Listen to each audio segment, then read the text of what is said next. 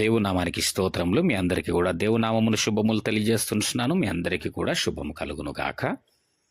ఈ దినం 47వ కీర్తన 1, 2, 3 వచనములు మనం ధ్యానించుకుందాం. సర్వజనులారా చప్పట్లు కొట్టుడి, జయధ్వనులతో దేవుని గూర్చి ఆర్భాటము చేయుడి. యెహోవా మహోన్నతుడు, భయంకరుడు, ఆయన సర్వభూమికి మహారాజై ఉన్నాడు.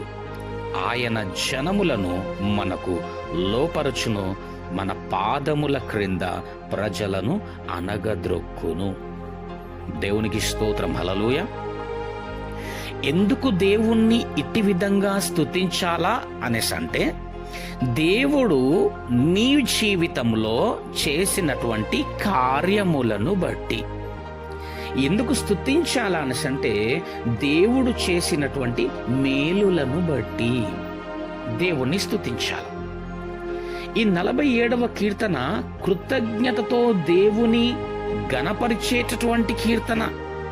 దానికి ముందుగా 46వ కీర్తనను మనం తీసుకున్నట్టయితే, భయముతో వేదనతోనూ ఉన్నప్పుడు దేవుణ్ణి ప్రార్థించినటువంటి కీర్తననండి అది. ఎప్పుడైతే ఆ వేదనతో భయముతో కూడి ఉన్నటువంటి ఆ పరిస్థితుల్లో దేవుణ్ణి వారు ప్రార్థించినప్పుడు దేవుడు వారిని విడిపించినటువంటి ఆ యొక్క విధానమును బట్టి వీరు 47వ కీర్తనలో దేవుణ్ణి స్తుతించువారై ఉన్నారు కదా. నిజంగా మనం కూడా ఎప్పుడు దేవుణ్ణి ప్రార్థన చేస్తాము అనేసి అంటే, నిజంగా చెప్పాలనేసి అంటే, కష్టము కలిగినప్పుడు కదా, భయము కలిగినప్పుడు, కలవరం వచ్చినప్పుడు, వేదనతో కూడినటువంటి పరిస్థితి వచ్చినప్పుడు, నిజమే నీవు గనక ఒకవేళ ఈ దినమున ఈ సమయమున అతి విధమైనటువంటి ఏ స్థితిలోనైనా ఉన్నావా, ఇదిగో వాక్యము విన్న నీవు వెంటనే నీవు దేవుని సన్నిధానమున మోకరించి నువ్వు ప్రార్థన చెయ్యు. దేవుడు నీకు ప్రత్యుత్తరము దయచేయనయ్యున్నాడు. ఇదే మాట యాకోబు గారు కూడా చెప్తా ఉంటారు. ఒకసారి చూద్దాం. యాకోబు 5వ అధ్యాయము 13వ వచనం. మీలో ఎవనికైనాను శ్రమ సంభవించేనా?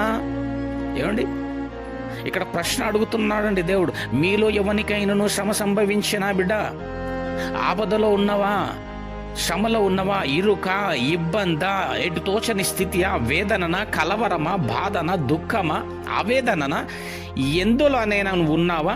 ఇట్టి విధమైనటువంటి శ్రమ సంభవించినా అతడు ప్రార్థన చేయవలెను. దేవునికి స్తోత్రం. అందుకే ఈరోజు వాక్యం ఇదిగో మాట్లాడుచున్నది. ఏ విధమైన ఇట్టి విషయమైనటువంటి సందర్భము నీ జీవితంలో గనక ఆవరించి ఉన్నదా, నిన్ను చుట్టుముట్టుకొని ఉన్నదా బిడ్డ, లే, నువ్వు ప్రార్థన చేసుకో. దేవుడు నీకు ప్రత్యుత్తరమును ఈయనయ్యున్నాడు. ఈ 46వ కీర్తనలో అష్షూరీయులు ఇశ్రాయేలీయులను చుట్టుముట్టినటువంటి సందర్భం. ఆ సమయంలో ఇశ్రాయేలీయులు గడగడ వణికిపోయి, ఎందుకంటే అష్షూరీయులు ఇశ్రాయేలీయుల కంటే బలమైనటువంటి వారు. అట్టి పరిస్థితిలో ఇశ్రాయేలీయులు దేవుని పైన ఆధారపడి ఎప్పుడైతే ప్రార్థన చేస్తారో, దేవుడు ఇశ్రాయేలీయుల పక్షమున ఉండి యుద్ధము చేసి వారి పక్షమున నిలబడి వారి యొక్క స్వాస్థ్యాన్ని వారికి స్థిరపరిచినటువంటి వాడు. ఇందును బట్టి 47వ కీర్తనలో దేవుణ్ణి వీరంతా కూడా స్తోత్రిస్తున్నారు. ప్రభువా నీకు స్తోత్రం. ఏమండి, సర్వజనులారా చప్పట్లు కొట్టుడి, జయధ్వనులతో దేవుని గూర్చి ఆర్భాటము చేయుడి అని ఈ వచనములన్నీ కూడా ఈ 47వ కీర్తనలో దేవుడు చేసినటువంటి ఆ యొక్క మహత్ కార్యములను బట్టి జ్ఞాపకం చేసుకుని దేవుణ్ణి స్తుతించువారై ఉన్నారు. కాబట్టి ఈ 46వ కీర్తన ప్రకారంగా కూడా నీకు ఒకవేళ శ్రమ సంభవించేనానండి, అది ఏ విధమైనటువంటిదో నాకు తెలియదు, కానీ నీవు గనక ఈ వాక్యమును విన్న నీవు నమ్మకము చేత వెళ్ళి నువ్వు దేవుని సన్నిధానమందు ఇదిగో నీ గదిలోనికి వెళ్ళి నువ్వు మోకరించి నువ్వు దేవుని మనపూర్వకంగా ప్రార్థన చేయు. నీవు దాని నుంచి విడిపింపబడనై ఉన్నావు. చాలా తేటగా సూటిగా మాట్లాడుతూ ఉంది ఇక్కడ మాట యాకోబులో. మీలో ఎవరికైనా శ్రమ సంభవించేనా? ప్రశ్న ఉంది అక్కడ, క్వశ్చన్ మార్క్. అతడు ప్రార్థన చేయవలెను, ఎవనికైనాను సంతోషము కలిగేనా. అవునండి, ఈరోజు గనక నీవు నీ పరిస్థితిని బట్టి నువ్వు ప్రార్థన చేసుకుంటే నువ్వు దాని నుంచి విడిపింపబడి సంతోషకరమైనటువంటి ఆ యొక్క దినముల్లోనికి నువ్వు ప్రవేశించనై ఉన్నావు. దేవునికి స్తోత్రములు. ఆమేన్. ఎవనికైనా సంతోషము కలిగిన అతడు కీర్తనలు పాడవలెను.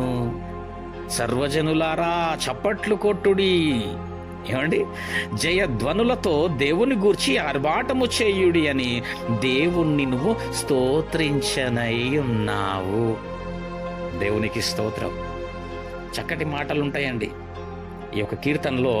దేవుని యొక్క చేసినటువంటి ఆ మేలులను, ఆ ఉపకారములను, ఆయన బలమైన కార్యమును బట్టి దేవుణ్ణి వారు ప్రార్థన చేస్తూ ఉంటారు. ఈ యొక్క కీర్తనలో 8వ వచనం కూడా చూసినట్టయితే, దేవుడు అన్యజనులకు రాజయ్యున్నాడు, దేవుడు తన పరిశుద్ధ సింహాసనము మీద ఆసీనుడై ఉన్నాడు. ఎక్కడున్నాడంటానండి? దేవుడు తన పరిశుద్ధ సింహాసనము పైన ఆసీనుడై ఉన్నాడు.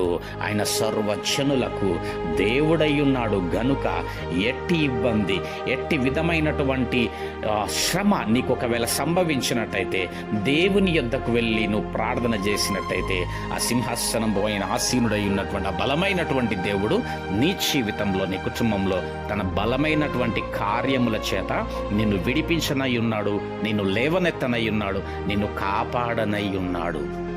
గనుక దేవుని ప్రార్థించి వారై ఉండండి.